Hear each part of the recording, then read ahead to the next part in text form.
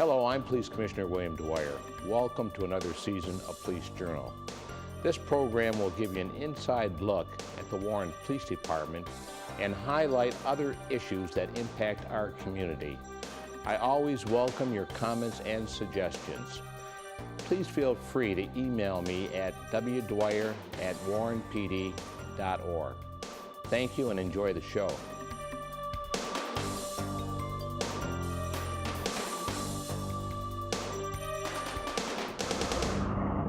Hi, welcome to Police Journal. My special guest today is the Chief Judge of the 37th District Court, Chief Judge John Chmura. John, or Judge I should say, welcome to Police Journal. We appreciate you being on the program today. Thanks, Commissioner. Thanks for inviting me. Thank you.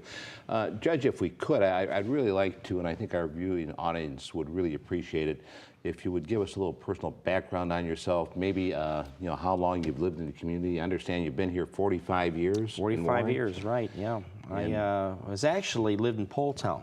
I see. Early on, I was born in Detroit, and we lived there for a couple of years, then moved to Warren in 1965.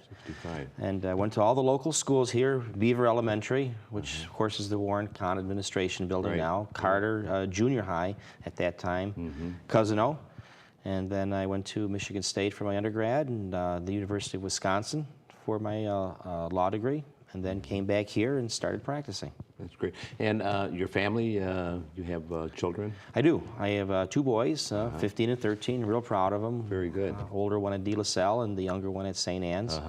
And they're good guys. They're pretty active in sports, I understand. Pretty active in sports, that's true.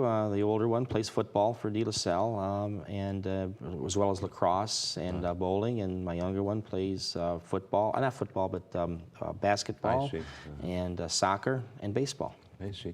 And you've been married for, what, 17 years? 17 years. 17 years to Anne Marie. Very good, very good. Well, Judge, how long actually have you been a judge here in Warren in the 37th District Court? I was appointed by Governor John Engler in 1996. So it's been 14 years now, actually going on to the 15th year. And I'm actually the second longest serving district judge. Oh, you are? In Macomb County, right. There's one other, Judge Gruenberg from our court, interestingly enough, has been there longer than I, but I'm number 2. Very good. And you're the chief judge. Maybe you could explain to our viewing audience, what that entails as far as being the chief judge and how you became the chief judge of the 37th District Court. Sure. The way the chief judge rule works in the state of Michigan is that the Supreme Court, the Michigan Supreme Court, appoints a chief judge for every court in the state. And the Supreme Court will meet every 2 years in a special hearing to determine that. And they vote. There are, of course, 7 justices on the Supreme Court, and they vote to decide who the chief judge is going to be. And I was appointed as the chief judge of our court 1 year ago. It's a 2-year term, so I'm halfway through my term as the chief judge. What the chief judge does is acts as a spokesman for the court. I see. Anything that has to do with an official position that the court might take, the chief judge would be involved with. The chief judge also is involved with hiring and firing the appointed personnel at the court, not the union personnel who are governed under the union contract, but there are certain appointed positions that we have at the court, and the chief judge is involved with hiring and firing those people. Also, the chief judge has to prepare a budget, which is submitted to the city. You're familiar with that? Yeah, very much so. Very much so. More than we want to be. Every year it's a struggle. Every year it's a struggle for your department and mine. But the chief judge has got to do that and submit that and take it before council and kind of defend it. Any sort of administrative function that is involved with the court, the chief judge has to be involved with also. So just sort of running the court in terms of overall policies, what the chief judge does. Very good. And Judge, there's 3 other judges that are and have been with the court for a number of years, right? Maybe you could identify your partners in the court, let's say. My partners, sure. My colleagues. We'll start with Judge Jennifer Foss, because she's the chief judge pro tempore. Oh, I see. Okay. And she's sort of the one that would be in charge of the court if I were not there. If there was some decision that had to be made and I weren't there, Judge Foss would handle that.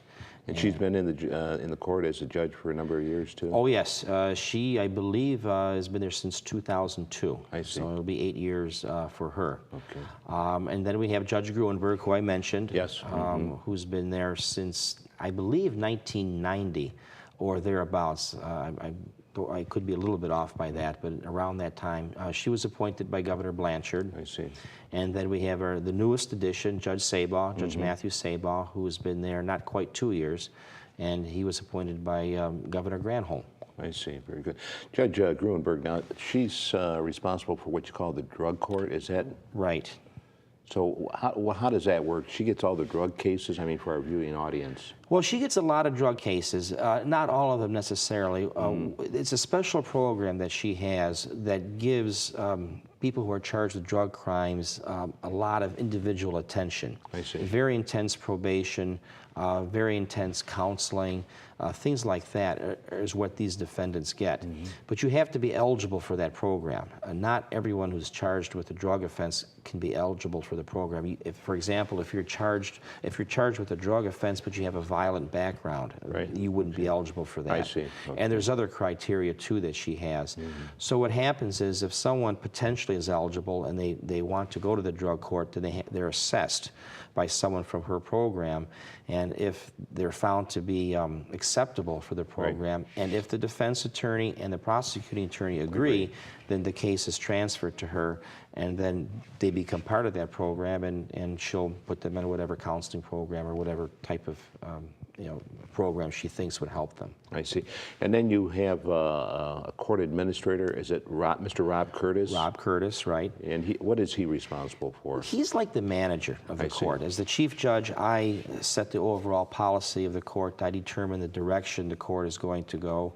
The court administrator, Mr. Curtis's job is to implement that. So we meet once a week to talk about these types of things, and I might say, Rob, I'd like to set up this type of a program, right, get going on it, do the work to make sure that it happens, and that's what he'll do. That's his job. Very good. So how many employees are there actually in the court? I mean, and how do you break them down? You got probationary officers, you got court officers, you have court reporters, so you have secretaries.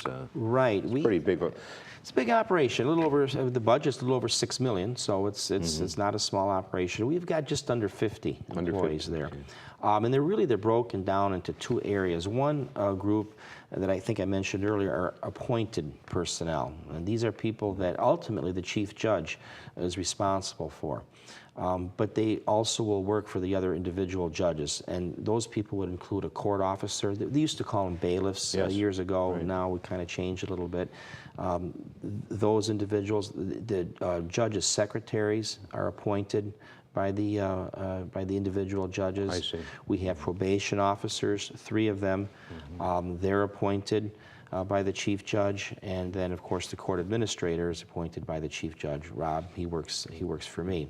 The other class of employees that we have are union personnel, and of course they're governed by the union contract that they have, Local 1250, and those would include court clerks, typists, file clerks, categories of that nature. Well, I know you're very busy over in the court. I mean, real busy. When I walk over, I mean, the hallways are just, filled with people going to court for one reason or another. So maybe we kind of get into, the operation of the court itself. Sure. What type of cases you hear. I mean, maybe we could start with maybe the felony cases. Sure. We hear all criminal cases, which would obviously include the felony cases. Right. All criminal cases start in a district court, and that's what we are, 37th District Court. Felony cases are handled a little bit differently than the misdemeanor cases in our court. The misdemeanor cases we hear from start to finish, from the arraignment, the first hearing that somebody has after they're charged with the crime, to trial. What would be probably a typical misdemeanor case that you would hear, or the majority of cases are misdemeanors? Right. A lot of driving with a suspended license cases, possession of marijuana, drunk driving is huge. We see many of those, unfortunately.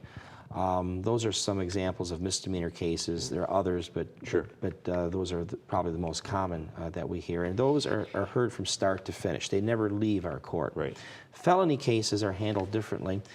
We have a hearing that's called a preliminary examination, which is sort of like a trial, but there's no jury. The judge decides the case, and the prosecution puts on witnesses at that hearing. And someone who's charged with a felony is entitled to that hearing if they want it. And the purpose of that hearing is to determine whether or not there even should be a trial. And if the judge finds that there should be a trial for the felony case, then the trial is moved up to the circuit court, Right. and the trial is held there. But in the district court, that preliminary examination is held for any person who's charged with a felony and decides that he wants to have that. I see. Judge, let me ask you about the preliminary exam or hearing. It's my understanding that, I don't know, 80–90% of them are waived. True. That's absolutely true. The reason I ask you the question is that, would you be in favor of a system where, you wouldn't have to subpoena the civilian witnesses and the police officers unless there was a need for an exam? Absolutely. It would save a lot of time if we could do something like that, because you're right. Most of the time a defendant decides not to have his preliminary examination because I don't want to say it's pointless. It's not pointless, but most of the time after we hear the exam, the case does go to the circuit court. And so defendants understand this and decide not to have it. So it makes no sense to set these for a preliminary examination and subpoena the people you mentioned, police officers and witnesses, have them take time off from work, have them show up only to say, we don't need you anymore because there's not going to be any need for testimony because the defendant decided not to have his preliminary examination.